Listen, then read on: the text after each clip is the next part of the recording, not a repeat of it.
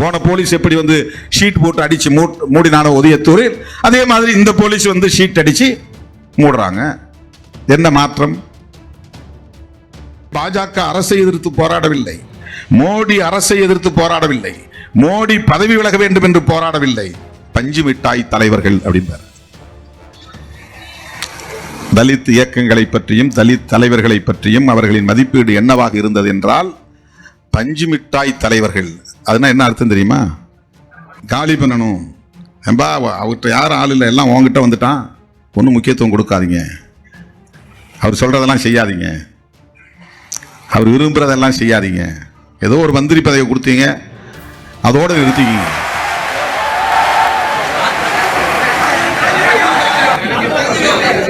ஆகவே காங்கிரஸ் நீட் வேண்டாம் என்று சொல்லாது, ஏனென்றால் அதுதான் அறிமுகப்படுத்தியது. பிஜேபியும் நீட் வேண்டாம் என்று சொல்லாது, ஏனென்றால் அதுதான் அதிலே சுகம் கண்டு கொண்டிருக்கிறது. இன்றைக்கு திமுக கூட்டணி இத்தனை இடங்களில் வெற்றி பெற்றதற்கு விடுதலை சிறுத்தைகள் தான் காரணம். இந்த நீட் விவகாரத்தில் கூட அடித்து சொல்லுவேன், தேசிய அளவில் நீட் கூடாது என்று சொல்லி வருகிற இயக்கம், தொடக்கத்தில் இருந்து பேசி வருகிற இயக்கம் விடுதலை சிறுத்தைகள் கட்சி. தமிழ்நாட்டில் எல்லா கட்சியும் தமிழ்நாட்டுக்கு நீட் வேண்டாம் என்றுதான் பேசினார்கள். தமிழ்நாட்டுக்கு நீட்டு வேண்டாம், தமிழ்நாட்டுக்கு நீட்டு வேண்டாம். அது அப்படிதான் சட்ட மசோதா நிறைவேற்றப்பட்டது, அப்படிதான் நிறைவேற்ற முடியும். ஆனால் அதுதான் கோரிக்கையாகவே இருந்தது.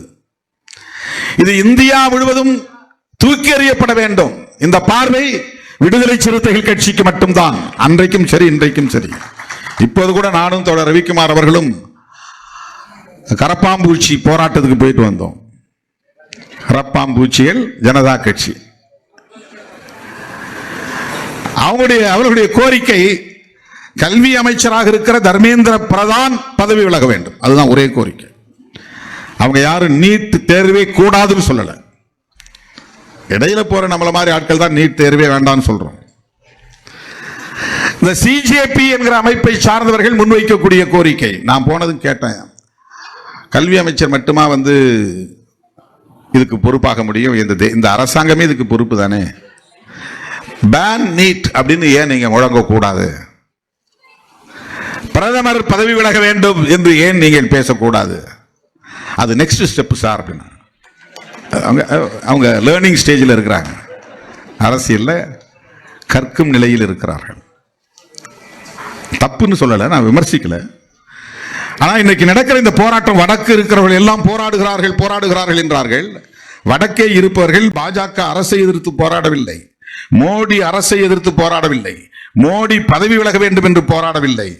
வினாத்தாள்கள் கசிந்து போனதற்கு தர்மேந்திர பிரதான் தான் காரணம். அந்த தர்மேந்திர பிரதான் பதவி விலக வேண்டும் என்கிற கோரிக்கை. இரண்டாவது என்ன கோரிக்கையை வைத்தார்கள் என்றால், போலீஸ் தடியடி நடத்தியது, அடித்தவர்கள் மீது நடவடிக்கை எடுங்கள், மாணவர்கள் மீது போடப்பட்ட வழக்குகளை திரும்ப பெறுங்கள். மூன்றாவது கோரிக்கை, இதற்கு அரசு அல்லது பிரதமர் வருத்தம் தெரிவிக்க வேண்டும். எந்த இடத்திலும் நீட்டை விலக்கிக் கொள்ளுங்கள் அல்லது திரும்ப பெற்றுக் கொள்ளுங்கள் என்று யாரும் சொல்லவில்லை. நாம் சொல்லுகிறோம், சிறுத்தைகள் சொல்லுகிறோம், நீட் தேர்வு முறையே கூடாது, அந்த தேர்வே கூடாது. தமிழ்நாட்டுக்கு மட்டுமல்ல, தமிழ்நாட்டில் இருக்கிற மாணவ செல்வங்கள் மட்டும் பாதிக்கப்படவில்லை. தேசிய அளவில் போட்டித் தேர்வுகளுக்கான நுழைவுத் தேர்வை இந்திய ஒன்றிய அரசு கையில் எடுத்துக் கொண்ட முறையே தவறு. அந்தந்த மாநில அரசுகள் தேவைப்பட்டால் நுழைவுத் தேர்வுகளை நடத்திக் கொள்ளலாம். அப்படி இருந்தது ஏற்கனவே. கடந்த காலங்களில் தமிழ்நாட்டில் மருத்துவக் கல்விக்கு நுழைவுத் தேர்வு முறை இருந்தது, பிறகு நிறுத்தினார்கள், மறுபடியும் கொண்டு வந்தார்கள், அது இருந்தது. பொறியியல் கல்விக்கு நுழைவுத் தேர்வு முறை இருந்தது. இது மாநில அரசு எடுக்கிற முடிவு, மாநில அரசுகளுக்கான அதிகாரம் அது.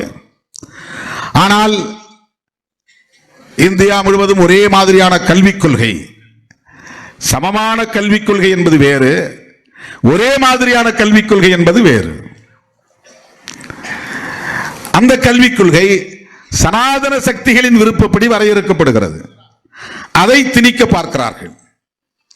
ஒரே தேர்வு இந்தியா முழுவதும், அதுக்குன்னு தனியா தேர்வு, பொது தேர்வுக்குன்னு ஒரு தேர்வு முகமை உருவாக்கி இருக்கிறாங்க, ஒரு ஏஜென்சி, நேஷனல் டெஸ்டிங் ஏஜென்சி, தேசிய தேர்வு முகமை. அப்படி ஒரு பாடியை உருவாக்கிட்டாங்க. அவங்க தான் செய்யறாங்க. ஏன் தமிழ்நாடு அரசுக்கு தேர்வு நடத்த தெரியாதா? எம்பிபிஎஸ்க்கு தேர்வு நடத்துவ, நுழைவுத் தேர்வு இங்க மாநில அரசு நடத்தீங்கன்னா நடத்த தெரியாதா?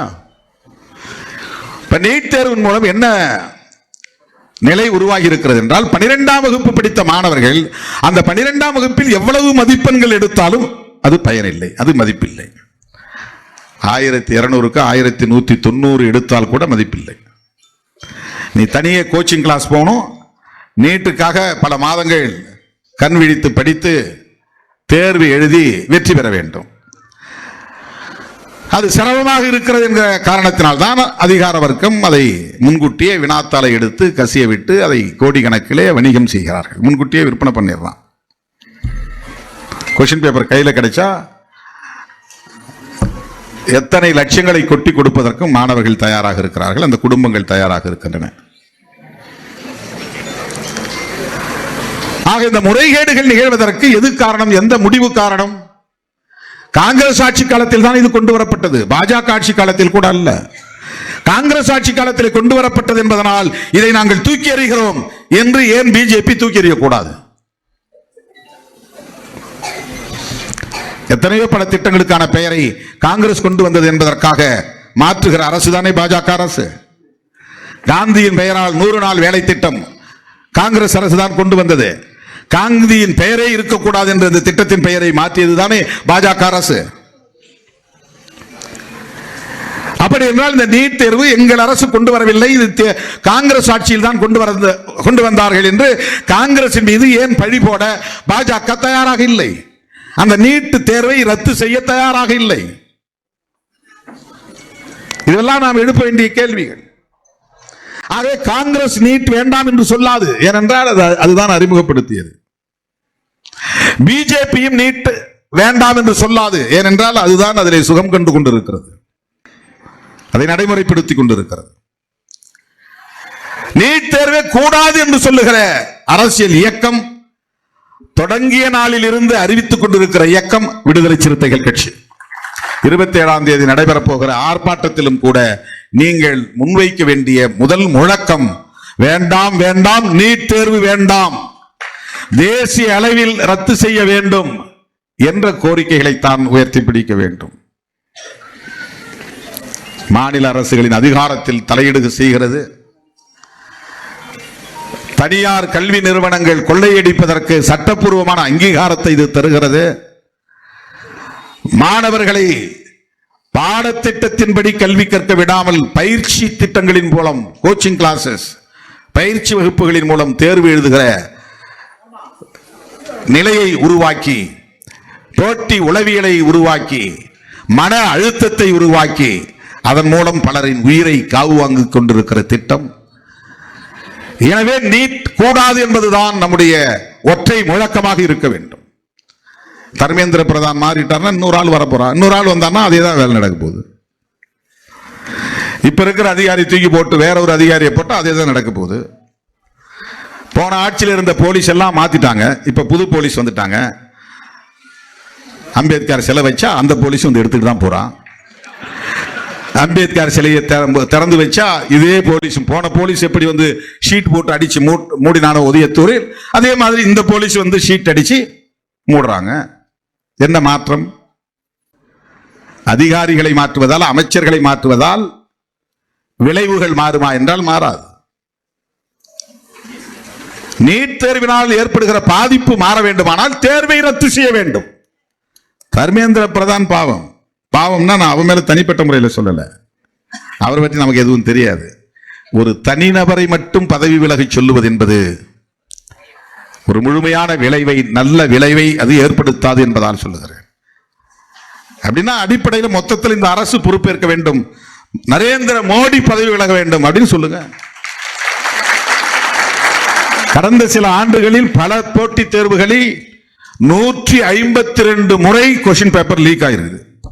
அவ்வளவு ஓட்ட உடைச்சல் இருக்குங்க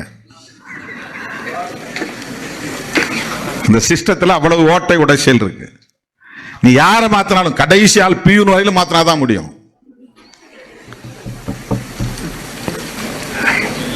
ஒரு ஆள் 2 ஆளை மாத்துறதுனால பிரச்சனைகள் தீராது.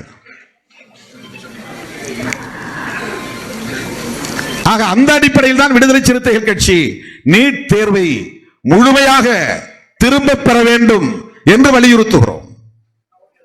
தோழர்களே, தமிழ் தேசியம் என்கிற அரசியலும்